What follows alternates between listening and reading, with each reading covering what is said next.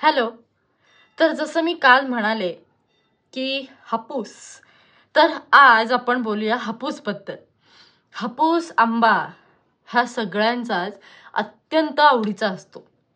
अर्थात तो इतका फेमसच आहे की तो सगळ्यांच्या आवडीचा असणारच.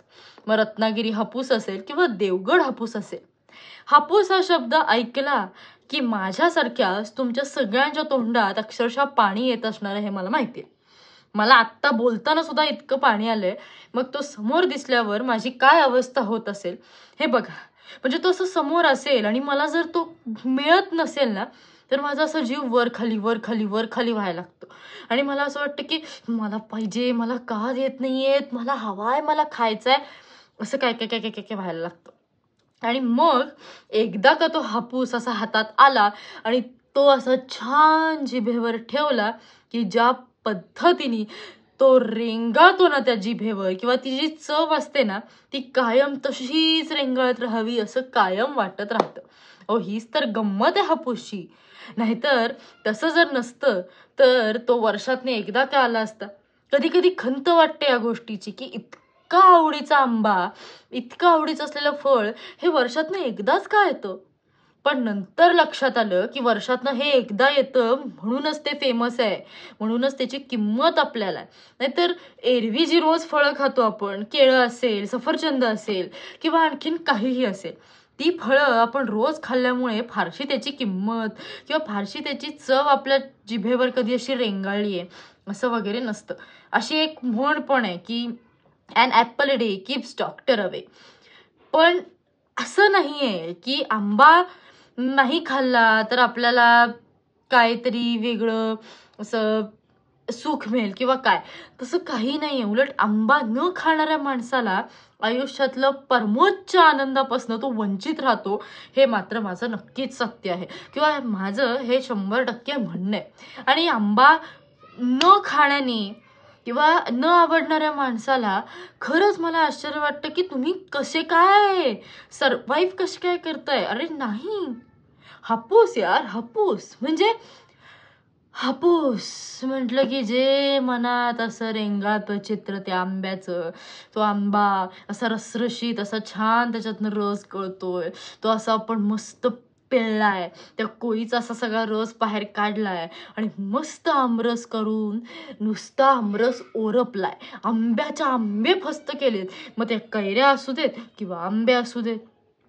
मी अक्षरशः त्या आंब्यावर तुटून पडते. मला असा तो समोर आंबा दिसला की मी असं असं पण ते म्हणतो ना असं पहिल्यांदा असं ताटात काहीतरी आलं आणि आपल्याला प्रचंड आवडत असेल ना, की तो आंबा पुढची फोड कापून माझ्या प्लेटमध्ये यायच्या आधी माझ्या पहिल्या आलेल्या सगळ्या फोडी फस्त झालेल्या असतात.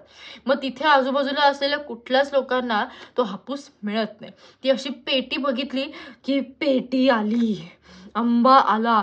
जो आनंद मला होतो ना की मी घरभर त्या आंब्याचा वास घेत बसलेले असते.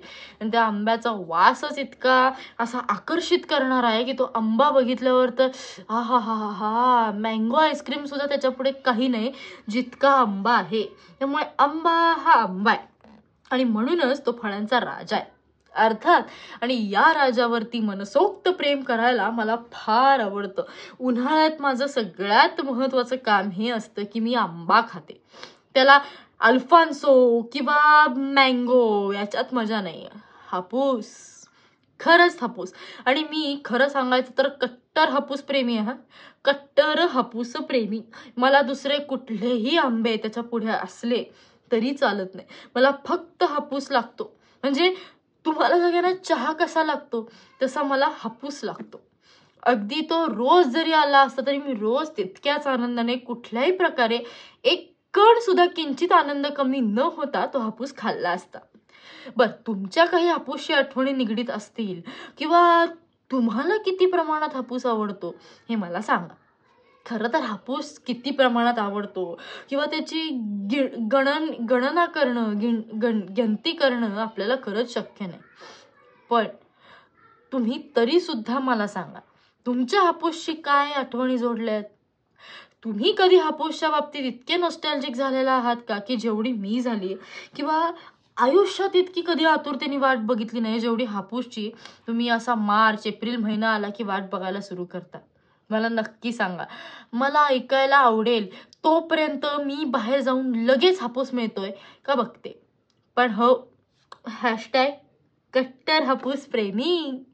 चला, मी तरी आंब्याचा आनंद आता आजपासून घ्यायला सुरुवात करणार आहे. तुम्ही बघा, हापूस खाणार आहात का दुसरे इतर आंबे खाणार आहात मला सांगा. मी वाट बघते. ओके, पुन्हा भेटू पुढच्या नवीन व्हिडिओत. Bye bye.